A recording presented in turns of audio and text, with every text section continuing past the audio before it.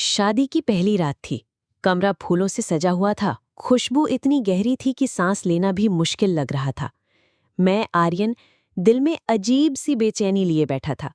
जब पहली बार अपनी पत्नी संजना का चेहरा देखा तो मेरे भीतर जैसे कोई चुभन सी हो गई। उसका सांवला रंग, साधारण सा चेहरा, सब मेरी उम्मीदों के उलट था। मेरे मन में गुस्सा उमड़ आया। मैंने उसी रात ठान लिया था कि ये रिश्ता ज्यादा दिनों तक नहीं चलेगा। लेकिन तभी उसने कुछ ऐसा किया जिसने मेरे भीतर की धड़ती हिला दी। संजना कांपते हुए मेरे पैरों में गिर पड़ी। उसकी आंखों से आंसू बह रहे थे और गला इतना रुंधा था कि आवाज भी नहीं निकल रही थी। आर्यन, उसकी आवाज टूट रही थी, आप चाहे तो दूसरी शादी कर लीजिए, बस मुझे इस घर में रहने दीजिए। मैं किसी कोने में चुपचाप पड़ी रहूंगी, कोई शिकायत नहीं करूंगी, कोई आवाज नहीं करूंगी। उसकी आंखों में इतनी बेबसी थी कि मेरा दिल कुछ पलों के लिए पिघल गया, लेकिन अहंकार का किला टूटने को तैयार नहीं था। मैंने उसकी बातें अनसुनी कर दी। कुछ ही महीनों में मैंने एक सुंदर पढ़ी लिखी लड़की राधिका से शादी कर ली। राधिका बिल्कुल वैसी ही थी जैसी मैंने चाही थी, खूबसूरत, स्मार्ट और सबकी नजरों का केंद्र। जब मैं राधिका को घर लाया तो संजना ने बिना किसी सवाल के खुद को एक नौकरानी में बदल लिया। वो राधिका की हर सेवा करती, घर का हर काम संभालती और सबकी जरूरतों का ध्यान रखती। घर के लोग भी खुश थे क्योंकि उन्हें एक ऐसी औरत मिल गई थी जो बिना सवाल किए हर काम करती थी। लेकिन आज आज कुछ अजीब था। मैं दरवाजे के बाहर खड़ा था। अंदर से मंदिर में बजते भजन की धीमी आवाजें आ रही थी। सर्द हवा चेहरे को छू रही थी, लेकिन दिल पर कोई और ही ठंडक छाई हुई थी। दरवाजा खोला तो घर हमेशा की तरह चमक रहा था। फर्श इतना साफ था कि मेरी परछाई साफ साफ दिख रही थी। जैसे ही मैं अंदर आया, मेरे जूतों से मिट्टी गिरने लगी। एक पल को लगा जैसे किसी पवित्र जगह को गंदा कर दिया हो। ड्राइंग रूम में राधिका लाल साड़ी में सजी हुई बैठी थी। हाथ में चाय का प्याला था और नजरें टीवी पर। उसने मुझे मुस्कुराकर देखा और कहा, दिशा, जरा इनके लिए भी चाय ले आओ। दिशा मेरी बहन थी जो शादी के बाद भी कुछ दिनों के लिए हमारे साथ रह रही थी।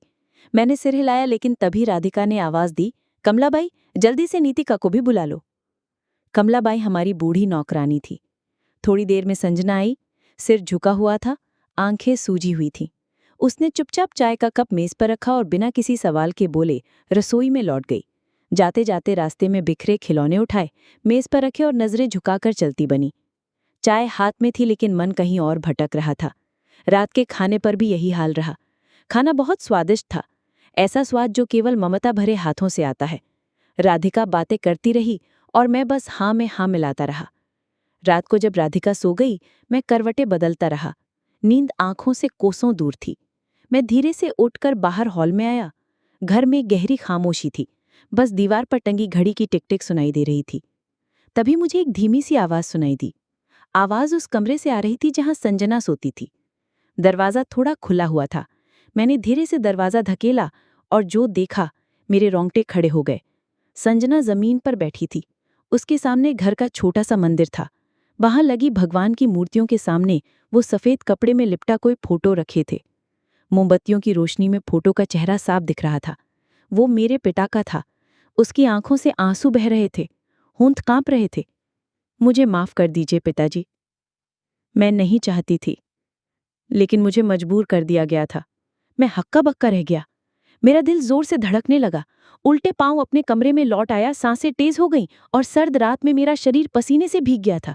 मन में एक ही सवाल गूंज रहा था कि संजना मेरे पिता से माफी क्यों मांग रही थी? आखिर उसने ऐसा क्या कर दिया? रात भर मैं सो नहीं पाया। बार बार वही दृश्य मेरी आंखों के सामने घूम रहा था। संजना मंदिर के सामने घुटनों के बल बैठी थी, आंखों से आंसू बह रहे थे और पिताजी की तस्वीर से माफी मांग रही थी। मुझे माफ कर दीजिए पिताजी, उसकी वो कांपती हुई आवाज मेरे कानों में गूंज रही थी। मेरे मन में सवालों का तूफान मच गया। क्या संजना का मेरे पिताजी से कोई पुराना रिश्ता था, या फिर उसने कुछ ऐसा किया है जिससे पिताजी का नाम बदनाम हो सकता है? लेकिन ऐसा क्या हुआ होगा जिसके लिए वो आधी रात को इतनी दहशत में माफी मांग रही थी? मैंने सोचा सुबह होते ही उससे सवाल करूंगा, लेकिन सुबह सब कुछ सामान्य दिखा। सुबह की पहली किरण खिड़की से अंदर आ रही थी। राधिका कमरे में बैठकर बाल संवार रही थी। आर्यन, तुम ठीक तो हो? रात को सोई नहीं क्या? उसने आईने में देखते हुए कहा। मैंने सिर हिलाया। कुछ नहीं, बस नींद नहीं आई। राधिका मुस्कुराई और बोली, आज संजना को कह देना पूजा के बाद स्टोर रूम साफ कर दे, वहाँ काफी सामान बिखरा है। मैंने हामी भर दी, लेकिन मन कहीं और था। जब मैं हॉल में आया तो देखा संजना पूजा कर रही थी। उसके चेहरे पर वही थकान थी, लेकिन आज उसकी आंखों में एक अजीब सी चमक थी, जैसे वो किसी भारी बोझ के साथ जी रही हो। कमलाबाई पास में खड़ी आरती की थाली ले रही थी। बाबूजी, आज नजर उतार लेना इस घर की, बहुत दिनों से मन घबराया घबराया सा है। कमलाबाई की बात सुनकर मेरे कान खड़े हो गए। मैंने पूछा, तुम्हारा मन क्यों घबराया है कमलाबाई? वो घबराकर बोली, कुछ नहीं बाबूजी, बस यूं ही। उसने नजरें झुका ली। राधिका की आवाज आई, आर्यन, नाश्ता कर लो। मैं टेबल पर बैठा, लेकिन ध्यान कहीं और था। तभी दिशा दौड़ती हुई आई। भैया, स्टोर रूम में चूहा मर गया है शायद, बहुत गंध आ रही है। मैंने भौं। कमलाबाई, जरा जाकर देखो। कमलाबाई डरते डरते स्टोर रूम की ओर गई। कुछ ही देर में वो वापस आई, लेकिन उसका चेहरा सफेद पड़ गया था।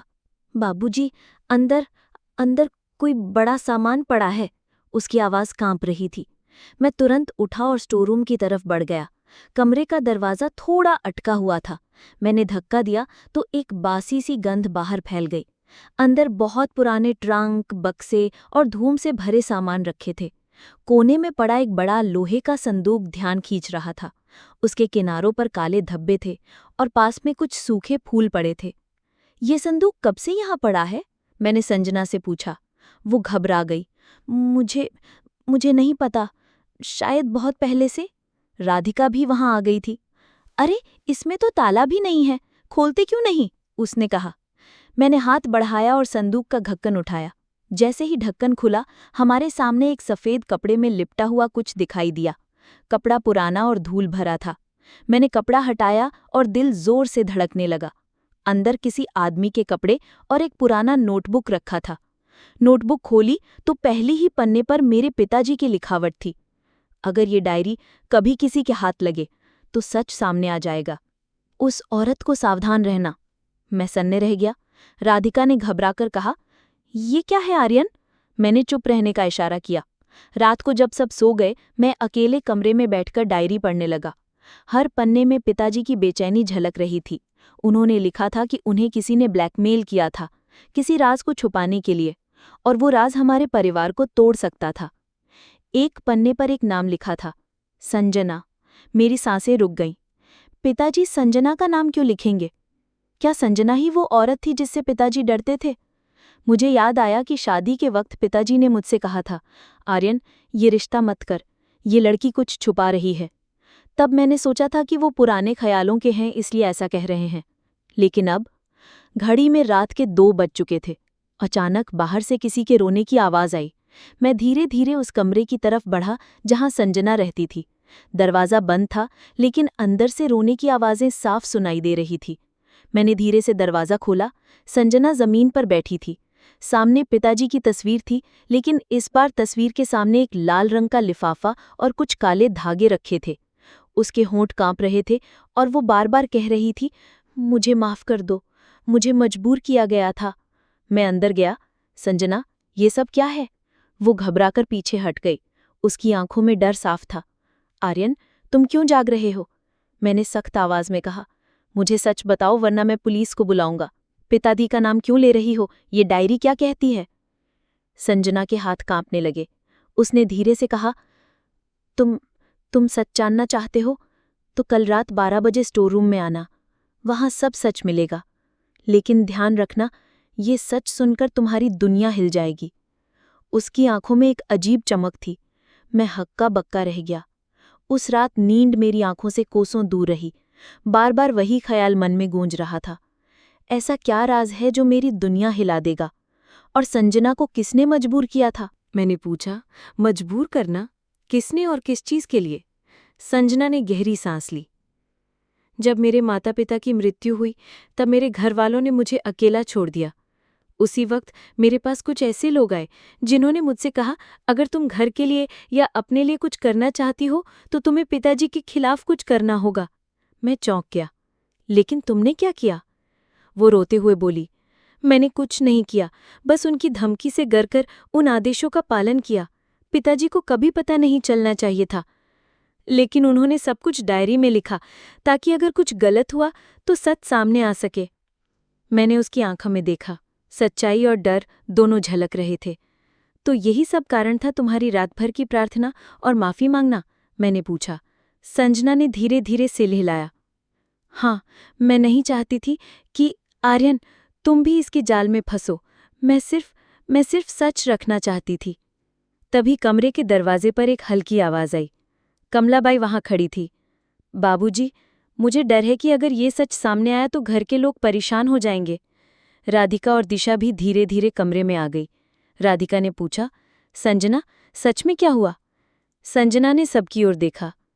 सच ये है कि मेरे माता पिता की मौत और उस समय मेरी मजबूरी के कारण मुझे कुछ करना पड़ा, लेकिन मैंने किसी को नुकसान नहीं पहुंचाया। पिताजी के खिलाफ केवल धमकियां थीं। अब मैं सिर्फ चाहती हूं कि सब समझें और सब ठीक हो जाए। सब ठीक हो जाए। मैंने गहरी सांस ली। दिल का बोझ हल्का होने लगा। राधिका ने संजना का हाथ थामा। संजना, अब तुम हमारे परिवार का हिस्सा हो, कोई भी तुम्हें दोष नहीं देगा। हम सब एक हैं। संजना की आंखों से आंसू बहने लगे, लेकिन इस बार वो राहत के आंसू थे। अगले कुछ हफ्तों में घर का माहौल बदल गया। संजना अब पूरी तरह खुलकर अपने काम और परिवार के बीच संतुलन बना रही थी। राधिका और दिशा भी उसे समझ गई थीं। कमलाबाई ने भी उसका पूरा साथ दिया। एक शाम जब मैं अकेले अपने कमरे में बैठा था, संजना आई। आर्यन, अब तुम जान गए कि मैं सिर्फ डर और मजबूरी में कुछ कर रही थी। मुझे माफ कर दो, मैंने मुस्कुराते हुए कहा। संजना, अब हम सभी एक परिवार हैं और जो बीत गया उसे पीछे छोड़ दें। संजना की आंखों में चमक थी, लेकिन इस बार डर नहीं।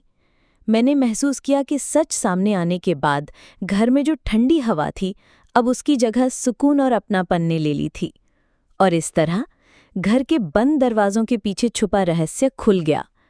संजना, राधिका, दिशा, कमलाबाई और मैं सब अब एक परिवार की तरह एक दूसरे के साथ थे। सस्पेंस खत्म हो गया, लेकिन इमोशन और अपनापन हमेशा घर में बना रहा।